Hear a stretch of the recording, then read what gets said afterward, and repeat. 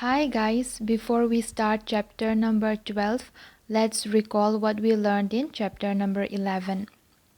So we learned about Samudragupta, who is a famous ruler of the Gupta dynasty. Samudragupta formed a long inscription, actually a poem. Okay. We know about Samudragupta from a long inscription, actually a poem in Sanskrit composed by his court poet Hari Sena nearly 1700 years ago. This was inscribed on the Ashokan pillar at Allahabad. This inscription is of a special kind known as a prashasti, a Sanskrit word meaning in praise of. So Samudragupta is described as he is equal to the gods in the prashasti.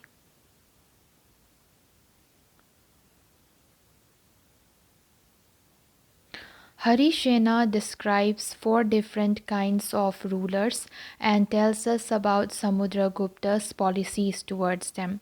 Number 1. The rulers of Aryavarta, the area shaded in green on the map. Here there were 9 rulers who were uprooted and their kingdoms were made a part of Samudragupta's empire.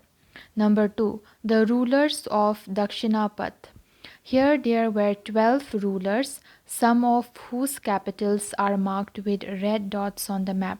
They surrendered to Samudragupta after being defeated and he then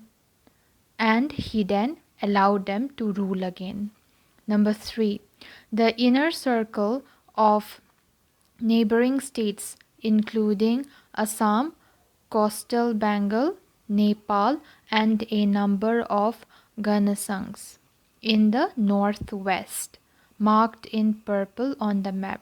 They brought tribute, followed his orders, and attended his court. Number 4. The rulers of the outlying areas, marked in blue on the map, perhaps the descendants of the Kushanas and Shakas and the ruler of Sri Lanka who submitted to him and offered daughters in marriage.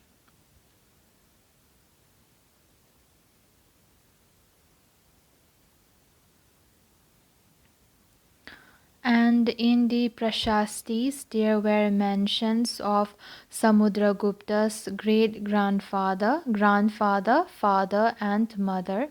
His mother, Kumara Devi, belonged to the Lachavi Gana, while his father, Chandragupta, was the first ruler of the Gupta dynasty to adopt the grand title of Maharaj Adhiraja, a title that Samudragupta also used. His great grandfather and grandfather are mentioned simply as Maharaj.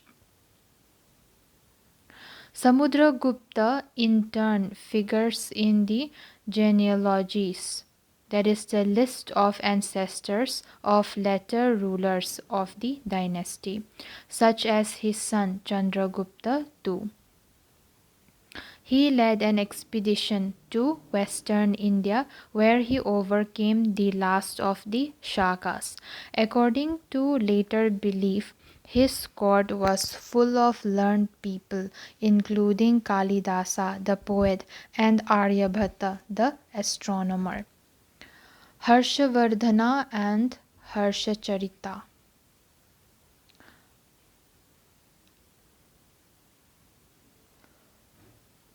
We can find out about some kings from biographies. Harshavardhana, who ruled nearly 1400 years ago, was one such ruler. His court poet Banabhatta wrote his biography, the Harshacharita, in Sanskrit. This gives us the genealogy of Harsha and ends with his becoming king. Xuanzang, about whom you read in chapter 10, also spent a lot of time at Harsha's court and left a detailed account of what he saw. Harsha took over the kingdom of Kannauj and then led an army against the ruler of Bengal.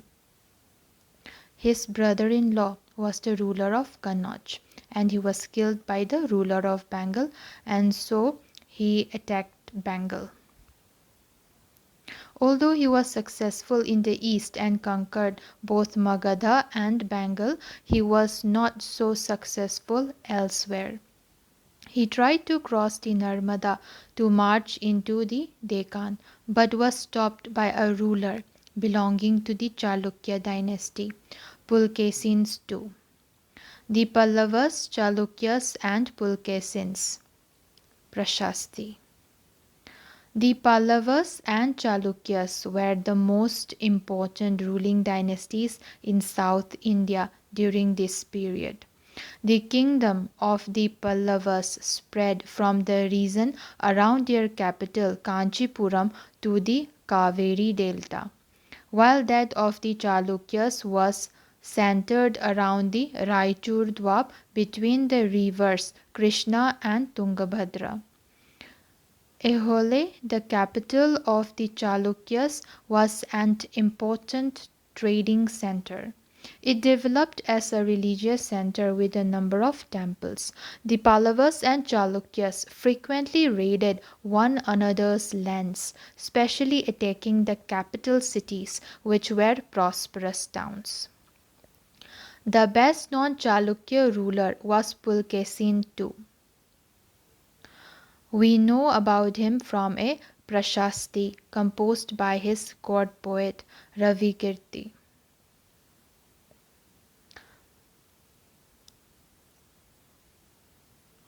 Both the Pallavas and the Chalukyas gave way to new rulers belonging to the Rashtrakuta and Chola dynasties. As in the case of earlier kings, land revenue remained important for these rulers, and the village remained the basic unit of administration. There were some new developments as well. Kings adopted a number of steps to win the support of men who were powerful, either economically or socially, or because of their political and military strength. For instance, Number 1. Some important administrative posts were now hereditary.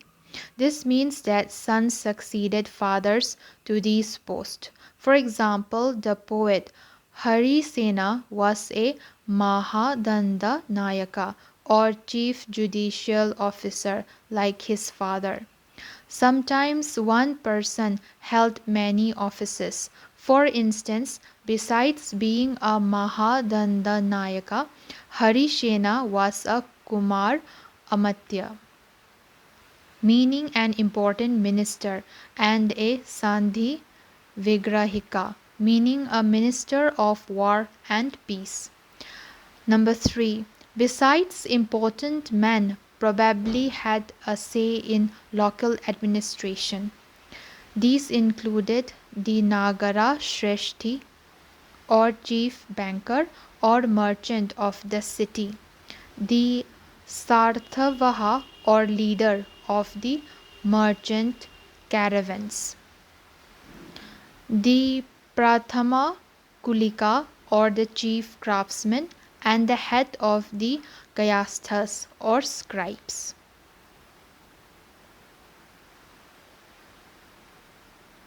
Like earlier rulers, some of these kings maintained a well-organized army with elephants, chariots, cavalry and foot soldiers. Besides, there were military leaders who provided the king with troops whenever he needed them. They were not paid regular salaries. Instead, some of them received grants of land. They collected revenue from the land and used this to maintain soldiers and horses and provide equipments for warfare. These men were known as Samantas. Whenever the ruler was weak, Samantas tried to become independent. The inscriptions of the Pallavas mention a number of local assemblies. This included the Sabha, which was an assembly of Brahmin landowners, This assembly functioned through subcommittees which looked after irrigation, agricultural operations, making roads, local temples, etc. The Ur was a village assembly found in areas where the land owners were not Brahmins, and the Nagaram was an organization of merchants. It is likely that these assemblies were controlled by rich and powerful landowners and merchants. Many of these local assemblies continued to function for centuries. Kalidasa is known for his plays depicting life in the king's court. An interesting feature about these plays is that the king and most Brahmins are shown as speaking Sanskrit, while women and men other than the king and Brahmins use Prakrit. His most famous play, Abhijnana Sakuntalam, is the story of the love between a king named Dushyanta and a young woman named Shakuntala. We find an interesting description of the plight of a poor fisherman in this play.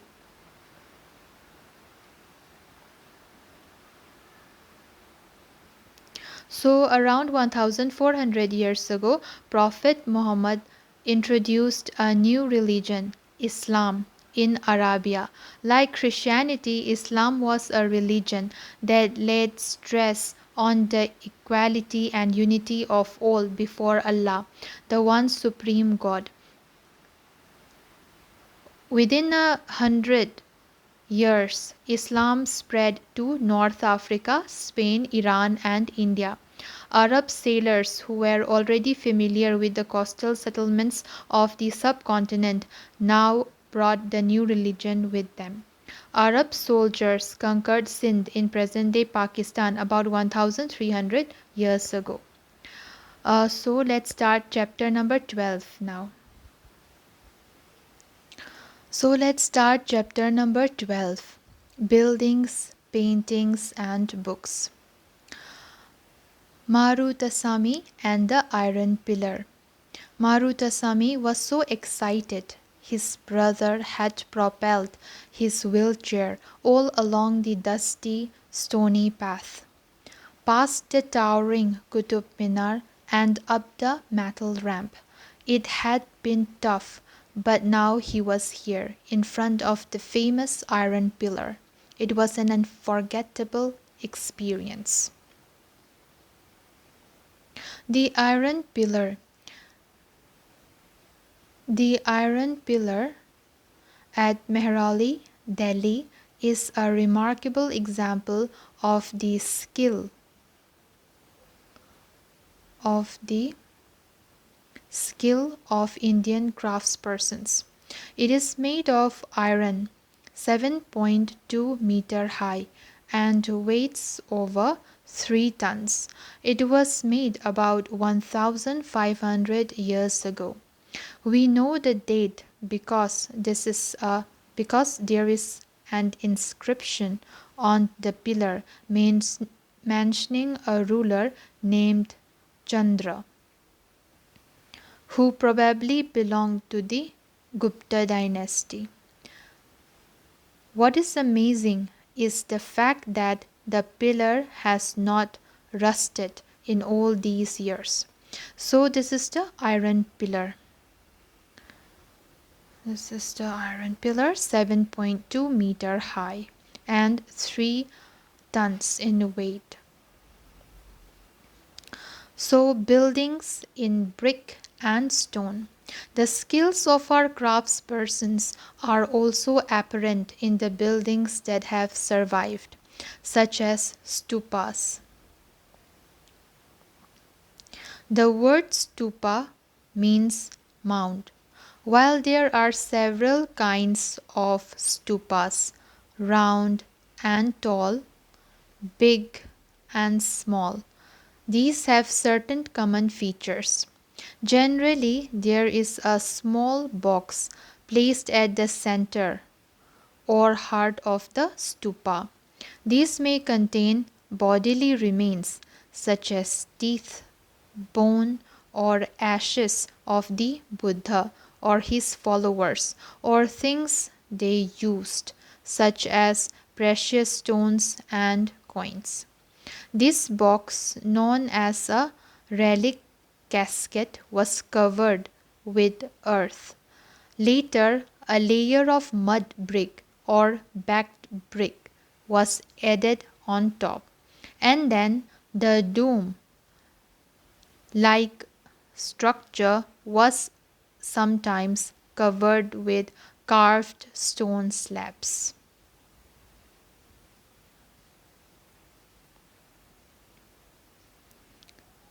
So what happens is that generally there's a small box placed at the center or heart of the stupa. This may contain bodily remains such as teeth, bone, or ashes of the Buddha or his followers, or things they used, as well as precious stones and coins. This box, known as a relic casket, was covered with earth. Later, a layer of mud brick or backed brick was added on top, and then the dome like structure was sometimes covered with carved stone slabs. Okay. So this picture is the Great Stupa at Sanchi, Madhya Pradesh. Stupas like this one were built over several centuries, while the brick mold probably dates to the time of Ashoka. The railings and gateways were added during the time of later rulers. So left is the structure from Amravati. Look at the picture and describe what you see. So this is from sculpture from Amravati. So let's see. Often a path known as Pradakshina Path was laid around the stupa. This was surrounded by railings. Entrance to the path was through gateways. Devotees walked around the stupa in a clockwise, not anti-clockwise, but in clockwise direction as a mark of devotion. So they walked around the stupa in a clockwise direction, and this is a mark of devotion. Both railings and gateways were often decorated with sculpture. Find Amravati on map 7. This was a place where a magnificent stupa once existed. So now it does not, but it once existed. Many of the stone carvings for decorating the stupa were made about 2000 years ago. Other buildings were hollowed out of rock to make artificial caves. So there were artificial caves also. Some of these were very elaborately decorated with sculptures and painted walls. So the artificial caves were elaborately decorated with sculptures and painted walls. Some of the earliest Hindu temples. So let's come to Hindu temples, okay? So the Hindu temples, some of the earliest Hindu temples were also built at this time. Deities such as Vishnu, Shiva, and Durga were worshipped in these shrines. So in the Hindu temples, Vishnu, Shiva, and Durga, they were worshipped. The most important part of the temple was the room known as the Garbha Griha, where the image of the chief deity was placed. Okay, there were other deities also, and there was a chief deity. So an important part of the temple was the room. This is a room which is known as Garbhagriha, where the image of the chief deity was placed. It was here that priests performed religious rituals. So in this room, which is called Garbhagriha, the priest they performed religious rituals and devotees offered worship to the deity. Often as at Bhitargaon. So Bhitargaon. Often as at Bhitargaon, a tower known as the Shikhara was built on top of the Garbhagriha to mark this out as a sacred place. Building shikharas required careful planning. Most temples also had a space known as the mandapa.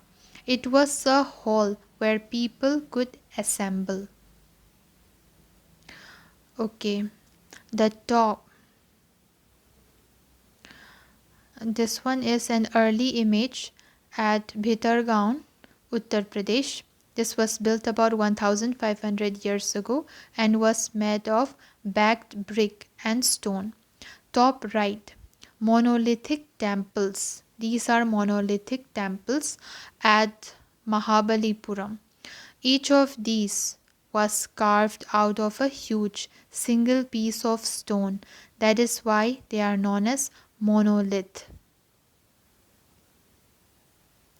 While brick structures are built up by adding layers of bricks from the bottom upwards. In this case, the stone cutters had to work from top downwards. Okay. In case of bricks, they have to add layers of bricks from bottom upwards. And in the case of stone cutters, they had to work from top downwards. List the problems that stone cutters may have faced. So the right one, this is the Durga Temple in Ehole, built about 1400 years ago. So at Bhitargaon, a tower known as the Shikhara was built on top of the Garbhagriha. So Garbhagriha is the room, and on top of this room a Shikhara, which is a structure, is being made to mark this out as a sacred place. Building Shikharas required careful planning. Most temples also had a space known as the mandapa. It was a hall where people could assemble. Find Mahabalipuram and Ehole on map 7. Some of the finest stone temples were built in these towns. So the stone temples will find it in Mahabalipuram and Ehole. Some of these are shown here. Okay, it would be the top right structure. So these are from stones, and the another one is this one. This one is also from stone.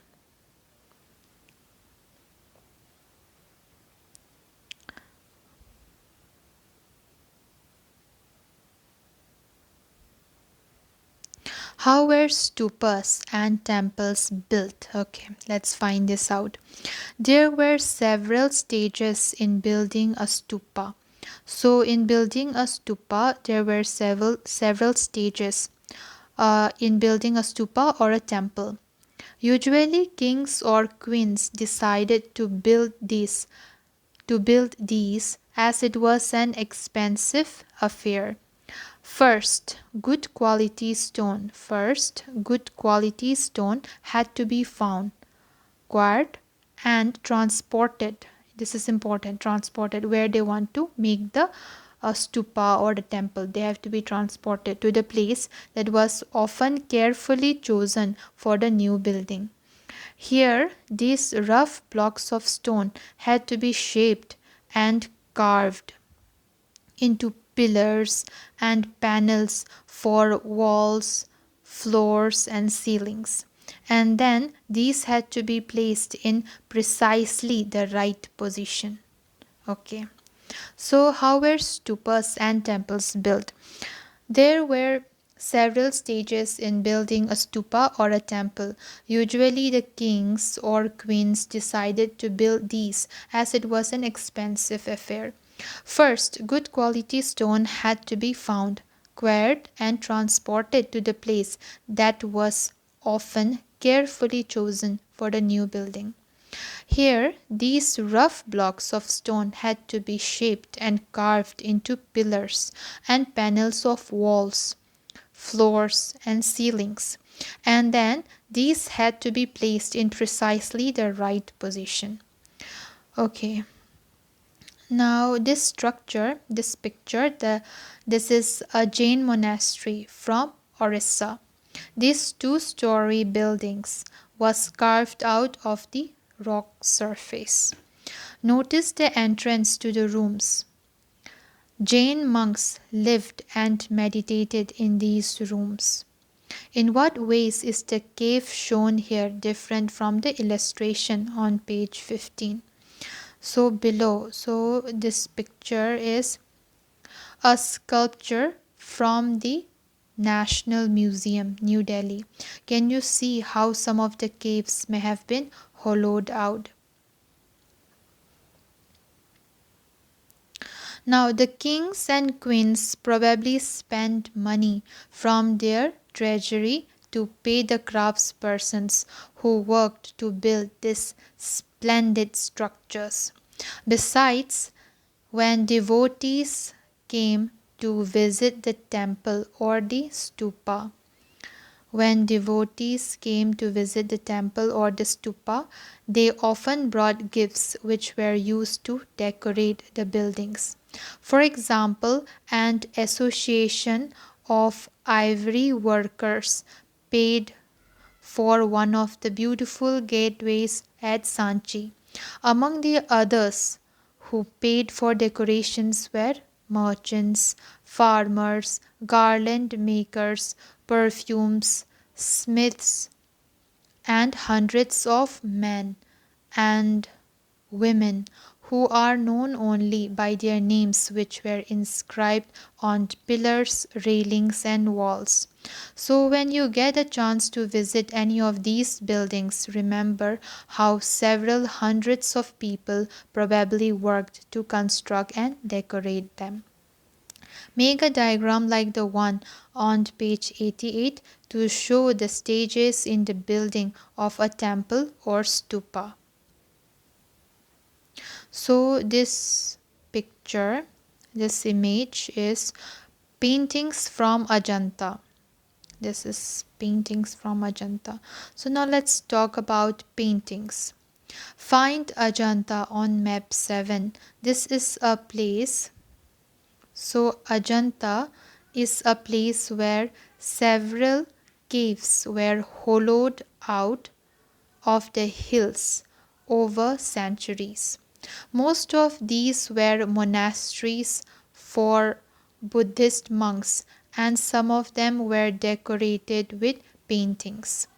Here are some examples.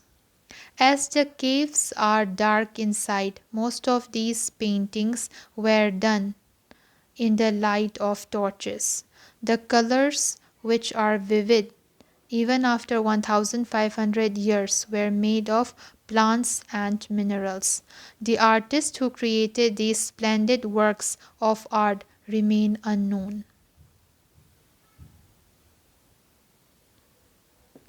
Now let's come to the world of books. Some of the best known epics were written during this period. Epics are, so what are epics? Epics are grand, long compositions about heroic men and women and include stories about gods. A famous Tamil epic, the Shilapadikaram.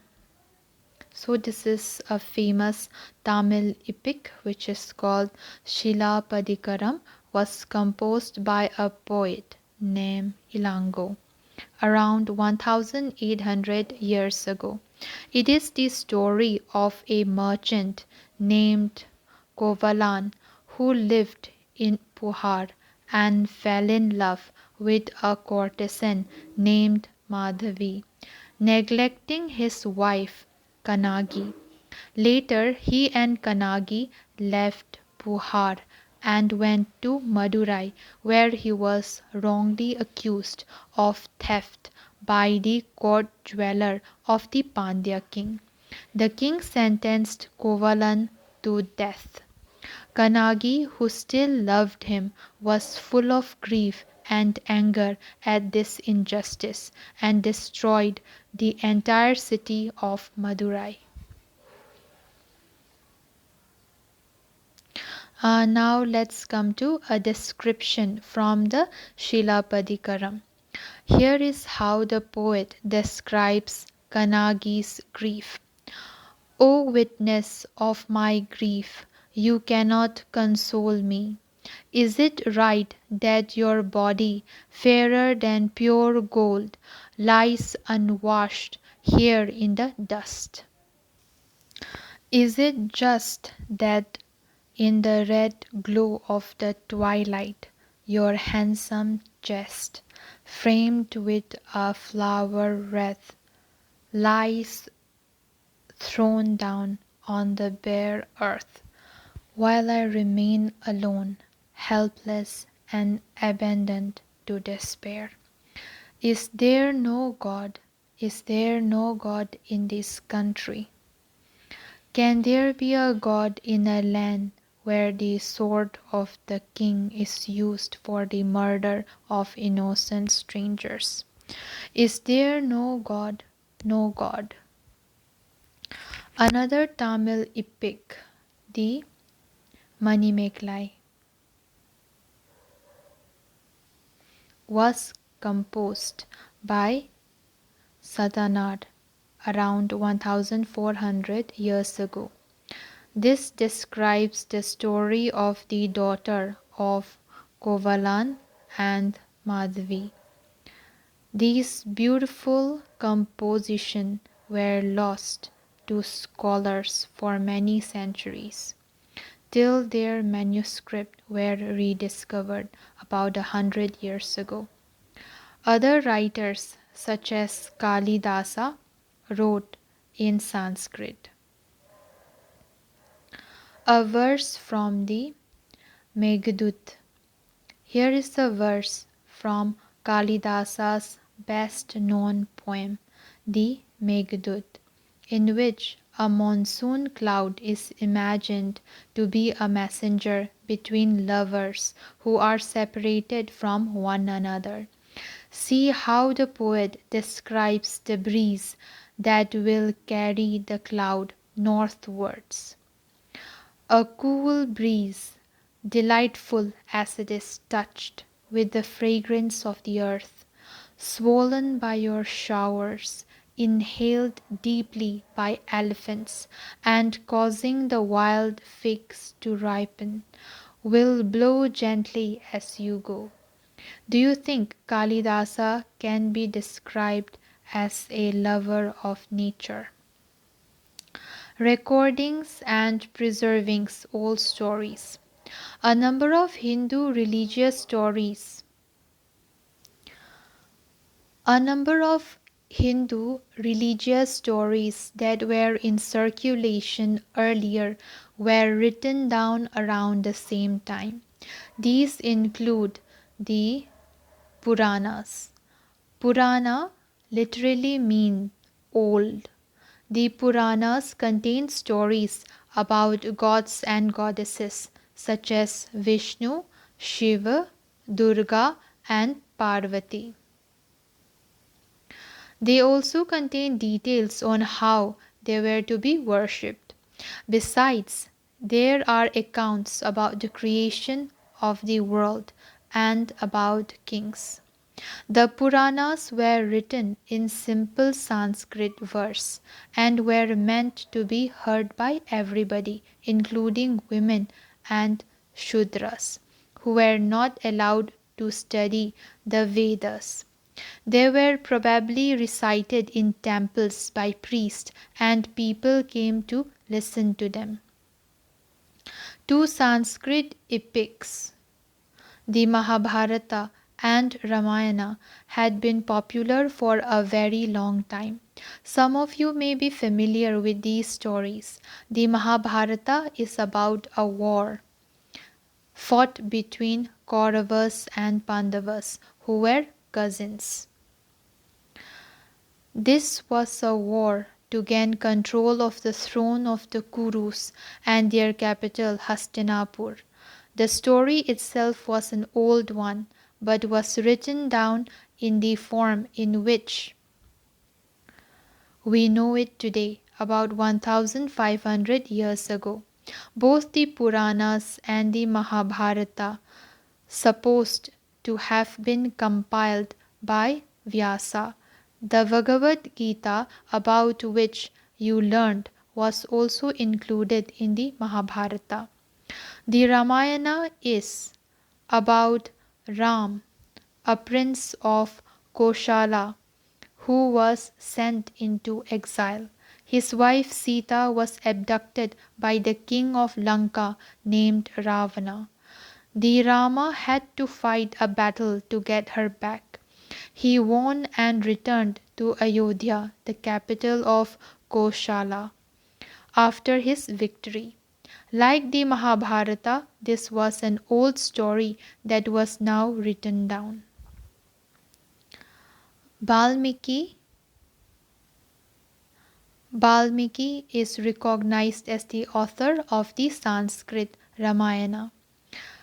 There are several versions, many of which are performed, of the Mahabharata and the Ramayana, popular amongst people in different parts of the subcontinent.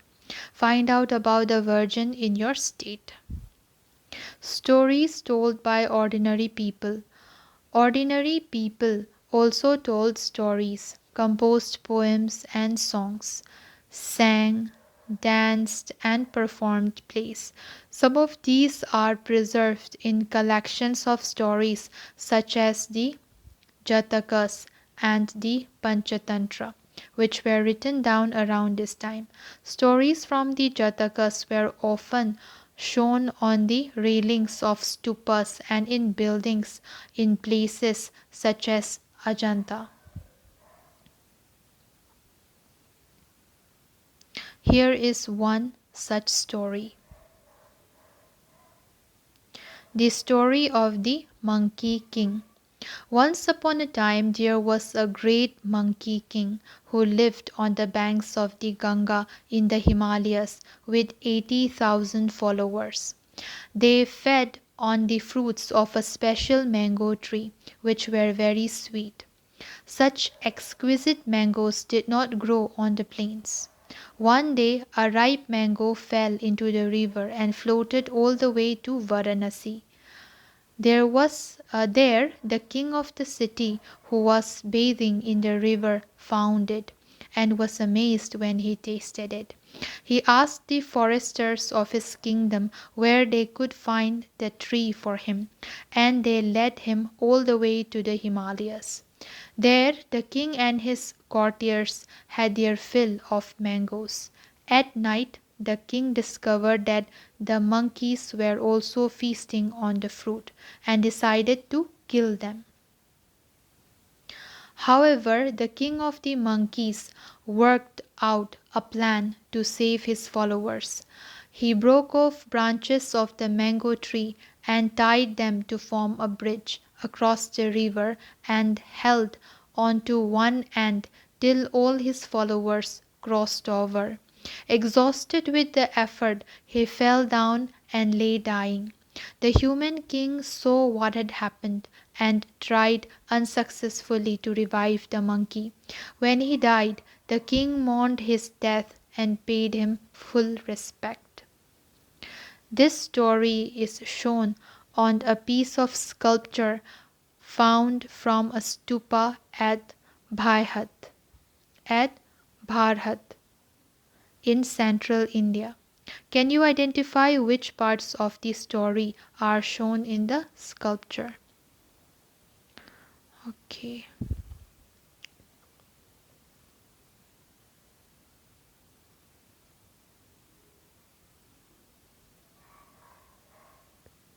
Keywords: Stupa, temple, painting, epic, story, Purana, science, mathematics.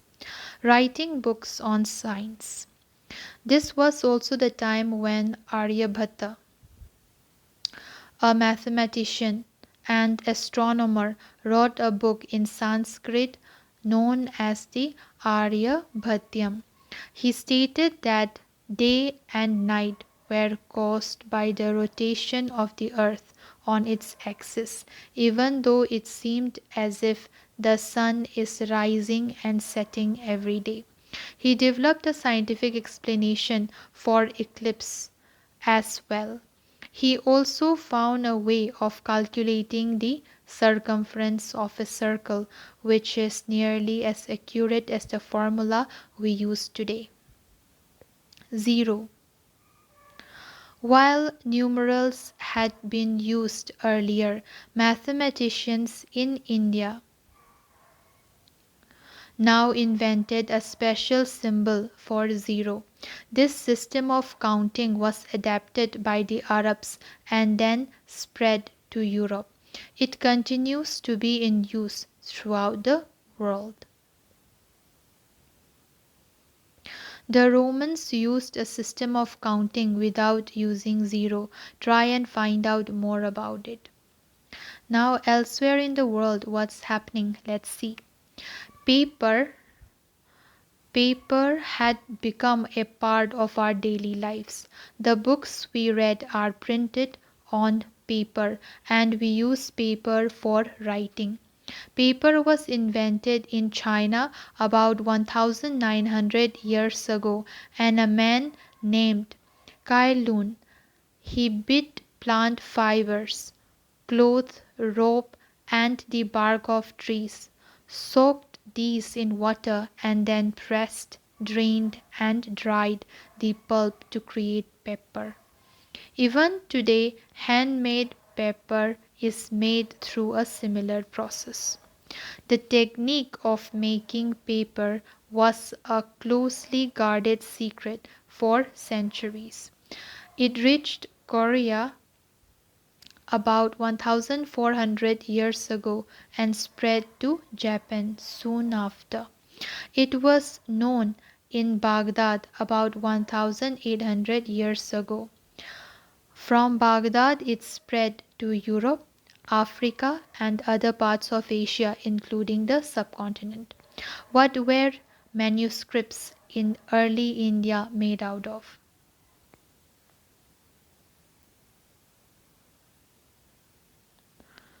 So, some important dates. Beginning of Stupa building 2300 years ago. Amravati 2000 years ago. Kalidasa 1600 years ago. Iron pillar. Temple at Bhitargaon. Paintings at Ajanta. Aryabhatta 1500 years ago. Durga Temple 1400 years ago. So let's do the match the following. Stupa, mold. Shikhara, tower. Mandapa, place in temples where people could assemble. Then Garbhagriha, place where the image of the deity is installed. Then Pradakshina Path, circular path around the stupa. Now let's do fill in the blanks. Aryabhatta was a great astronomer. Stories about gods and goddesses are found in the Puranas. Valmiki is recognized as the author of the Sanskrit Ramayana. Then Shilapadikaram and Manimekalai are two Tamil epics. Okay. That's all, guys. Thank you. See you in my next video. Bye, guys.